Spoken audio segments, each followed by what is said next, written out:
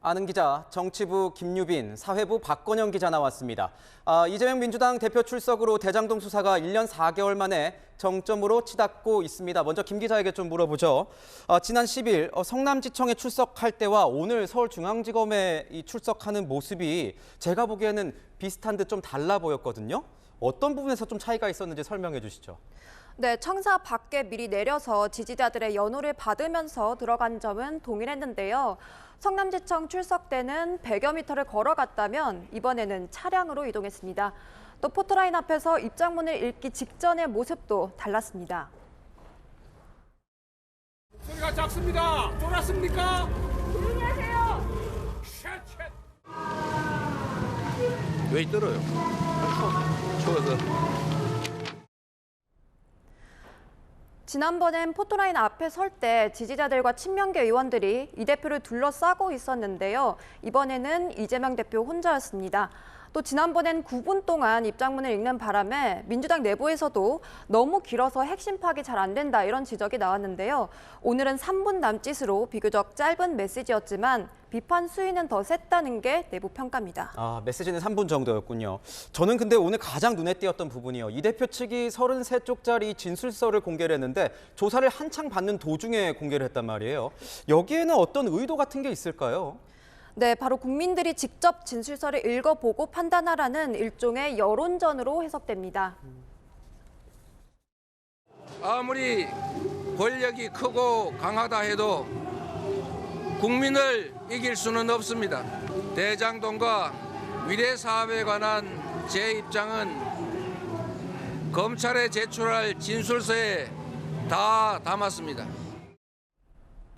지난 성남FC 때 제출했던 진술서가 6쪽인 것과 비교해보면요. 이번 진술서 분량은 무려 33쪽에 이릅니다. 그만큼 할 말이 많다는 걸 텐데요. 앞에 6쪽은 서문이라고 해서 검찰 수사를 비판하는 정치적인 내용들이 담겼습니다.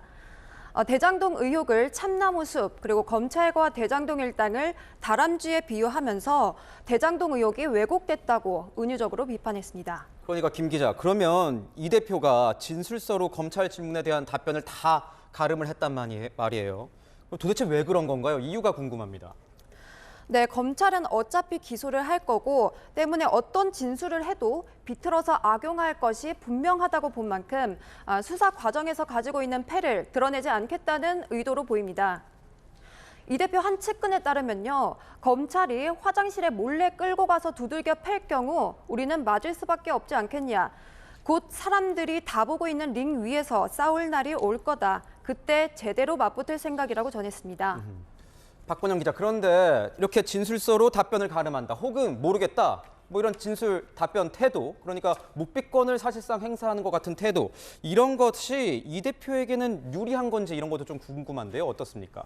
사실 이 대표의 한 가지 전략 중 하나라고 볼 수 있을 것 같습니다. 하지만 검찰도 이런 전략에 대해서는 예상했다는 반응입니다. 다 대비도 했는데요. 이 대장동 민간업자들의 진술 내용 외에도 일단 검찰은 금융 계좌나 녹취 자료, 또 회의록 등 이 혐의를 입증할 충분한 증거들을 확보해 뒀다는 겁니다. 또 이 대표로부터 의미 있는 진술 확보할 수 없다면 검찰도 핵심 증거들을 굳이 노출시키지 않고 재판 때 공개할 거다, 이런 전략으로 보입니다. 이 대표 측이 재판 전에 방어 논리를 다듬을 시간 주지 않겠다는 건데요.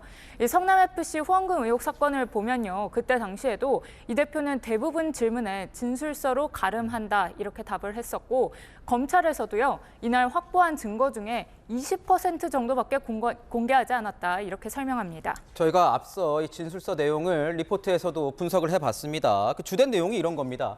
배임은 성립되지 않는다, 이런 거에다가 또 천하동인 지분 약속은 말도 안 된다, 이렇게 지금 주장을 하고 있는 거예요. 여기에 대해서 검찰은 어떤 입장을 가지고 있습니까? 우선 배임 혐의 같은 경우에는요. 검찰과 이재명 대표 계산법이 아예 다릅니다.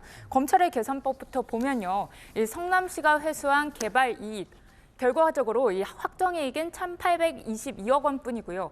대장동 민간업자들은 배당금 또 분양 수익까지 7,800억 원 이상을 챙겼다, 이렇게 보고 있습니다.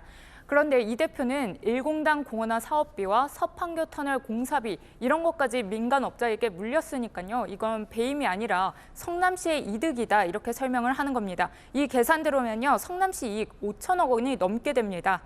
그런데 이 검찰은 공원화 사업비를 민간업자가 냈어도 민간업자가 희망해왔던 일공단과 대장동 분리개발을 들어줘서 이들의 비용 부담 줄여줬다고 보고 있고요. 또 서판교 터널도 민간업자 요구사항대로 이들 분양 수익을 사실상 높여줬다고 의심하고 있습니다. 또 천화동의 1호 주인 유동규 전 성남도시개발공사 본부장이라는 이 대표 주장과 달리요. 검찰은 대장동 민간업자들에게 특혜를 제공한 대가로 이재명 대표 측이 지분을 약속받았다 이렇게 보고 있습니다. 그런데 김 기자, 저는 이것도 좀 궁금한 게 이 사건을 맡게 된 변호인, 기자단이 알아보려고 했는데 오늘 검찰 출석 이후에야 공개가 됐습니다. 이렇게 꼭꼭 마지막까지 숨긴 이유가 있을까요? 네, 앞서 진술서로 답변을 대체한 것과 같은 이유입니다. 검찰에 최대한으로 패를 숨기겠다는 건데요. 변호인이 사전에 알려지면 외부의 전략에 노출될 수 있는 만큼 검찰이 다른 생각을 할 틈을 주지 않겠다는 겁니다. 이번에 이재명 대표 대장동 사건 변호를 맡은 김필성 변호사의 경우 과거 민주당 미디어특위 자문위원으로도 활동했는데요.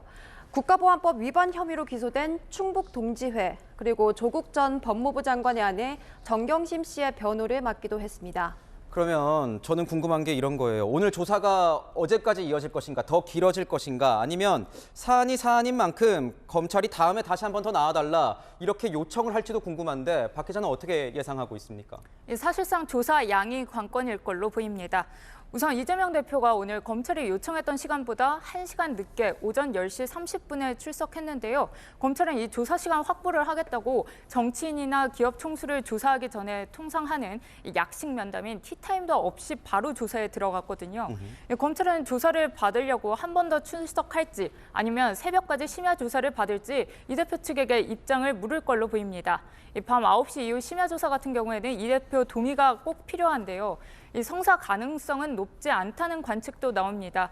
추가 출석 역시 이 대표가 거부하면 검찰은 조사를 계속할 마땅한 카드도 없는 상황입니다. 그런데 김 기자, 지금 보면 이재명 대표 측이 검찰이 이렇게 제안할 거를 미리 예상했을 수도 있지 않습니까? 이렇게 만약에 물어온다면 어떻게 대응할지 입장이 정해진 게 있습니까?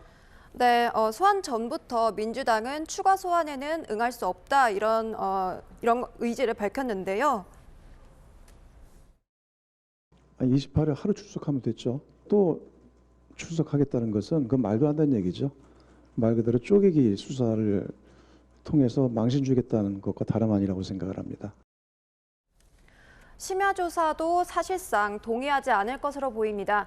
민주당에서는 이 대표가 자정쯤 나올 거라고 예상을 하고 있는데요. 조서 열람에 3시간 정도 소요될 거라고 예상하는 걸 보면 밤 9시까지만 조사를 받겠다는 대표의 의지가 분명해 보입니다. 네, 이후 상황을 좀 더 봐야겠군요. 지금까지 아는 기자였습니다.